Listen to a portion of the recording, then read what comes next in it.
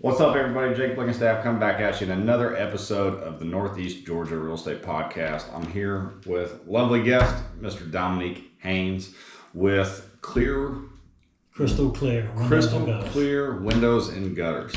So I know a little bit about you. Why don't you do me a favor and just kind of give everybody that's checking out the podcast, either for the first time or repeat listener, hopefully repeat listener.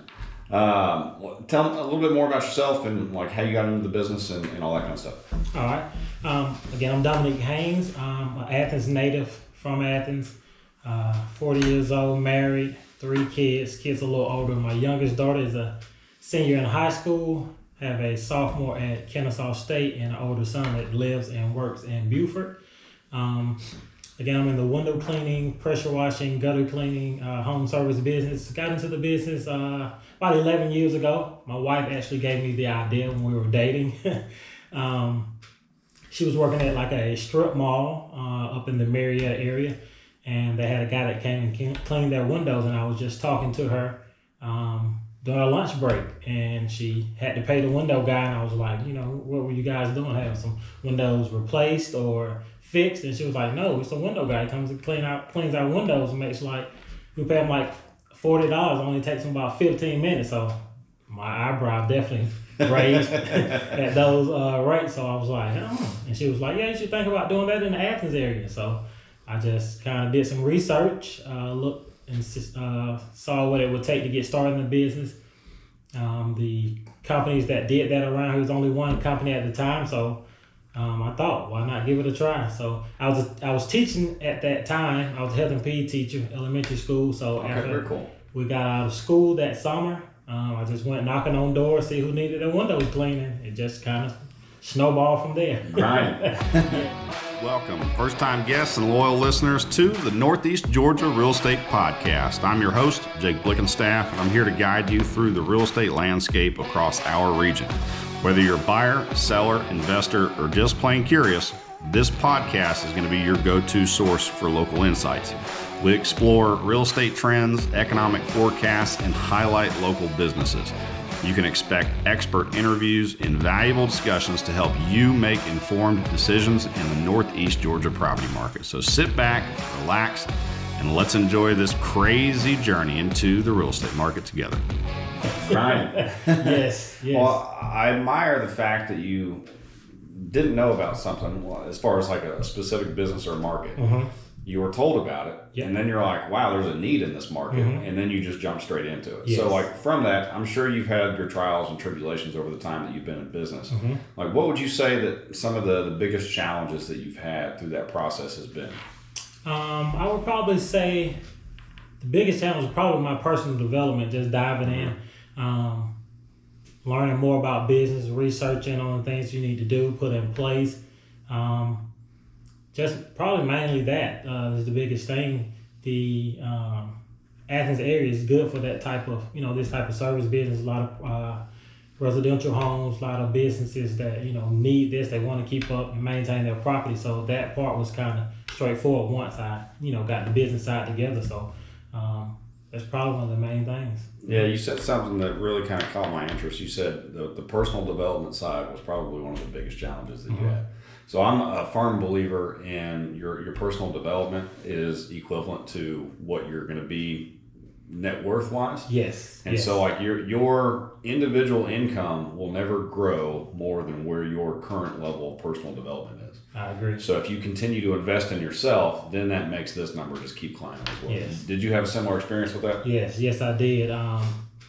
Just personal development just kind of opens your mind to different ideas and different possibilities that you probably didn't think that were possible before I started that journey. I started to read a lot, started to look at a bunch of different motivational speakers, YouTube videos, books, all that type of stuff. So it really stretches you to push to be the best that you can be, basically. Yeah, and a lot of folks that maybe haven't gone down their own individual personal development journey, they sometimes look at it with a negative connotation of like, oh, that's just all foo-foo mind stuff.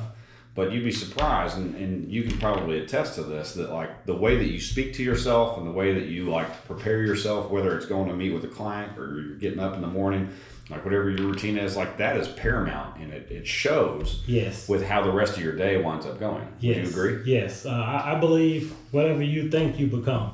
Basically, if you focus on positive things, if you focus on moving forward, if you focus on growth, whether it's business, family, personal, whatever, I think that's what you become, because you constantly taking those steps towards that, what you're thinking about. So I definitely agree. Well, good stuff, man. We share a lot of similar beliefs on that. Yeah.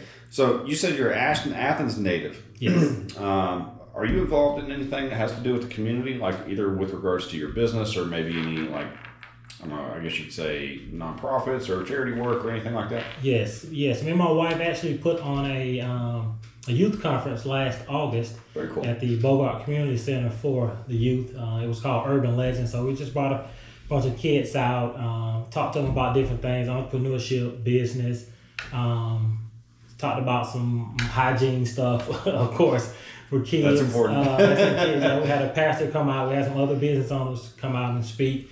We gave away prizes, electronics, iPads, all that type of stuff, fed them. So it was we're probably planning on doing it again this year. It was a really good turnout.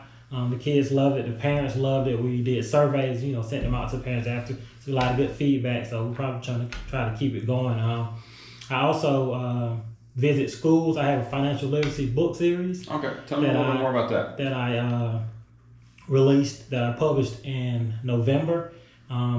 It's about different aspects of, financial literacy, investing, budgeting, saving money, entrepreneurship, charity, all the things about financial literacy. So I released that book series, and I go to the elementary schools and talk to the kids, just answer questions they may have about it, let them know that it's possible. It's not something that's far-fetched, when it comes to business and investing and budgeting. And you don't have to start with a lot of money. You just want to get the habit. You just got to start. Yes, that's the main thing, get in the habit, and just kind of open their eyes up to that and let them know that, they can actually reach out and talk to and touch an actual business owner, somebody that's an author, somebody that's trying to do all these things that, they may not see all the time. So, yes. That's good. I think having that little bit of exposure is great for kids, because it, for one, changes the switch of being able to say, hey, that's possible. Yes. And that's really all it comes down to. You just have to have the belief. So to touch on that real quick again, what did you say the name of that series was called? The name of that series is called the Young Money All-Stars book series. It's available on Amazon. Okay. You can order it there.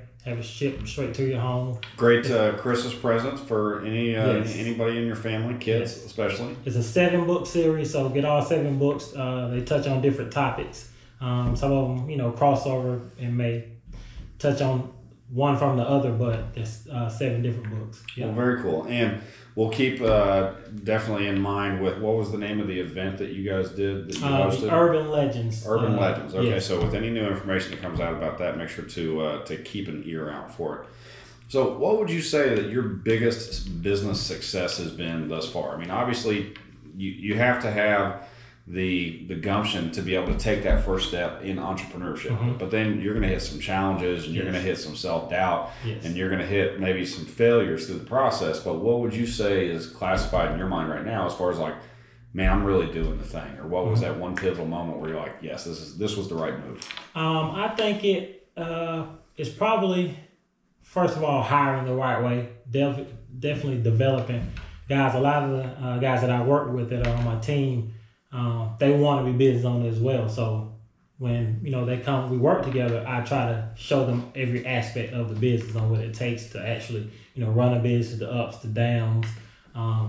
So developing them so they can get the total mind frame of a business owner, not just saying I'm working here, has kind of really I think pushed the business further, because they take a lot more accountability. Yep. They're doing some of the things that I used to do. So I'm able to delegate or hand over a lot of responsibility. So, and some days I'm able to sit back and, go to these schools and do all these things while my business is running. So I think that's probably one of the biggest successes, is just being able to develop people in the company to treat it the way I would treat it, as me being the owner. Yeah. So that's probably one of the biggest things. Would you say that like some of the books like Who Not How or the E-Myth played a role? Oh, yes. And you being able to like start developing other individuals, or what else would you attribute to some of that success to? Definitely the E-Myth, Think and Grow Rich. I like the book Outwitting the Devil. Yep. That is a good one. Let me see what else. I read probably most of them. Richest Man in Babylon, Millionaire Next Door. That's a lot of the books, They're classic. As soon as you start going down the rabbit hole of personal development, you're like, man. So like right now, I probably have a book or a stack of about 9 books on my nightstand in the living room, and then another 9 that I'm kind of thumbing through in the bedroom too. So I'm an outdoors moving type guy, so sitting down actually to read a book is not kind of my favorite thing, but I listen to audiobooks all the time. I'm able to ride, I'm able to drive when we're out doing some work. I'm able to have my headphones in and listening to a book. And then if the book really, intrigues me, then I'll get the hard copy of it and just keep that in my library at home and able to pop it up when I want to. That's a lot of the books that classic timeless books you can always go back to and get a gem from at any time. Yeah, I think on that, it's amazing because you can go back and reread a book that you got so much value on a year ago, 2 years ago, 4 years ago. Mm-hmm. And when you read it, when you're in a new space and a new time in your life, now you're ready to hear new information that comes out of that book. Mm-hmm. And you're like, man, did they rewrite this? Like, I don't remember this the first time. Right. And it all comes down to like, you weren't ready to hear that part of the message at that time. Yes, I totally agree. Every time I go through a book, I get a different gem or part of it that I'm thinking, I missed that the first time. And that's usually one of the 2 things I'm searching for, the reason why I went back to that book, not knowing it was in there, but I'm looking for something. So I go and listen to 3 or 4 books and I'll find 1 or 2 gems in there when I'm going back through. So yeah, definitely. That's good stuff. Mm-hmm. So what do you think, jumping back more into like your side of the business, what separates your business from maybe another company out there that does similar stuff? I think the ease of doing business with us, mainly our communication. We communicate before, during, and after the service. We're always in front of our customers, sending out, whether it's emails or doing follow-ups. If they're scheduled, they know that we're going to be there between this time. We communicate. We send out confirmations. Our guys are trained in uniform. This is basically what they wear mostly every day. Collar shirt, whether it's navy or white. Uniform, quality. We're always on training, doing training things. We're staying modern with what's going on in the industry, trying to be more efficient, trying to provide more quality, more value for our customers. So I would probably say communication and probably professionalism within our company. Well, good stuff. I like that. So with everything that's changing, I know on my side with the real estate market, I mean, we're ever changing, whether it's laws or the current state of the market or things like that. With the ebbs and flows that I'm sure that you guys experience in your business, how do you stay on top of all of that stuff that's changing on a kind of daily, weekly, yearly basis? Mainly from my peers. I'm in a few national associations like Window Cleaning Association. I'm in a peer group of other business owners across the nation, and we meet. We have a Zoom meeting every 2 weeks. We just talk about ideas or new things that are in the industry or issues that a business owner may be going through. We kind of just talk those things through, help people problem solve, talk about different strategies on marketing, try this, or somebody else may say they tried something different, and just kind of bounce ideas off each other and try to just stay on top of the ups and downs of the industry. Different times of the year is different things. Yeah, I think that's important because if I don't remember who said this, and I'm probably going to murder it, but they said you should always be thinking daily of how to put yourself out of business, and then try to solve for that problem. Right. So like by you being a part of those peer groups or being a part of those other associations for within your industry, you get kind of to stay top of mind with any changes that are happening. So that way you can almost be ahead of the curve, or you can be proactive instead of reactive. Yes. And whenever you do that, it puts you in a different position. Like, so if you think of like the taxi industry, for decades. They didn't think that they had the market cornered. Yeah. And then all of a sudden Uber came around. Yes. And then all of a sudden they're freaking out about it. So same kind of thing with like Airbnb and hotels. Yeah. So if you're not constantly thinking of like who could innovate and potentially do something different, or if laws change and we have to adapt or do something differently for that, Right. what are we going to do? So I think it's important that you're a part of those groups, and it Yes. shows, and it will set you apart from a lot of maybe some of your competition as well. Yes. So what advice would you give to any aspiring business owner that's wanting to take that leap, or that maybe is already doing it? Like, do you have any gold nuggets that you could give to somebody that maybe currently is like in the weeds and they're just like, man, I want this, but I just maybe need that little bit of motivation or anything like that? I would tell any aspiring business owner is to, if you're thinking about starting something, the number one thing you need to do is just start. Most of the time, the things that hold people back is just actually starting or just doing it. Just start. And then you don't need to have everything figured out. You don't need to have all your ducks in a row. Just start. I started my business with $107 working out of my car. I got a window cleaning starter kit, and I just ordered it offline, watched a few YouTube videos on how to clean windows, and I just went. And then as you go, you'll learn what you need to learn as you go. Like you said, when you're reading those books or whatever, you'll get the gems or the pieces that you need at that time. It's the same thing being in business. Just start. You'll learn what you need to do. You'll learn the things to make your business better, on a day-to-day basis as you go along. But people think when they start, the moment that they start, they have to have all that figured out, and you don't. Yeah. Just start. And then once you start, be consistent. Be consistent on a daily basis. Your customers want to know that you're going to be able to solve their problems when they need you. So make sure you be consistent. If you say you open at 8, open at 8. If you say you're going to be there at a certain time, be there at a certain time and solve those problems, and you'll be able to stay in business, for the long time. That's good stuff. There's a story that I like to say with that specific topic in mind that I teach to my team all the time. There was and the story goes like this. There was a high school home ec teacher, and so one of the semesters he split the class in half, and so the whole purpose of the class for that semester was everybody was going to make a birdhouse. And so like one half of the class, he said, it's your responsibility to make a new birdhouse every single day. Like, it doesn't matter what it looks like, but you have to complete one every day. Right. And then the second half of the class was supposed to create one birdhouse throughout the entire semester, just one, but it was supposed to be absolutely perfect. So they had plenty of time to do all of the planning and everything else associated with it. But out of those two groups, which one would you think actually wound up doing a better job?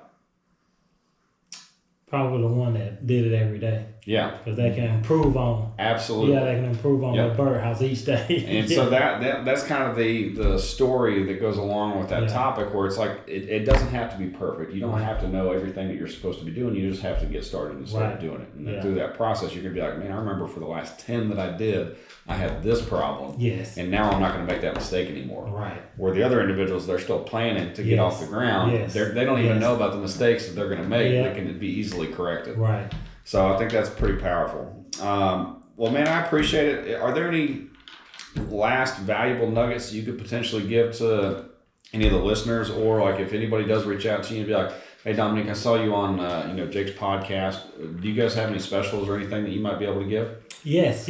We can, any new customers that may come our way, we can give $25 off any service in our business. Springtime is coming, so pollen season, you're going to need that cleanup for your windows, your gutters, your house washing, your driveway. Anything on a house or building, just about we can clean. So give us a call. We'll give you $25 off any service. So, yes. Well, that's awesome. Appreciate that. Well, you guys heard it here. So this is Mr. Dominique Haynes with Crystal Clear Windows and Gutters. Yes. So his contact information is going to be somewhere around this video. Make sure to reach out to him and get anything scheduled that you need with regards to your house, or maybe you have a family member, if you guys have a commercial business as well. But other than that, man, I greatly appreciate you being on the show. Thank you. I really enjoyed it. We will see you on the next episode of the Northeast Georgia Real Estate Podcast. Thank you for tuning in to another episode of Northeast Georgia Real Estate Podcast. Now, I need your help, guys. I am working towards an absolutely massive goal for next year of creating new opportunities that will allow me to not only serve my clients better, but help them achieve their commercial real estate goals as well. Key focus for 2025 is going to be for me to acquire 2 additional commercial properties, further expanding my investment portfolio and my impact in our community. This journey will allow me the freedom to spend more quality time with my family, which is the end goal. I'm sharing this in hopes of being able to connect with others who align with this vision. So if that's you, whether it's through partnerships, investing, networking, or new business opportunities, please let's connect and build something together. Thank you.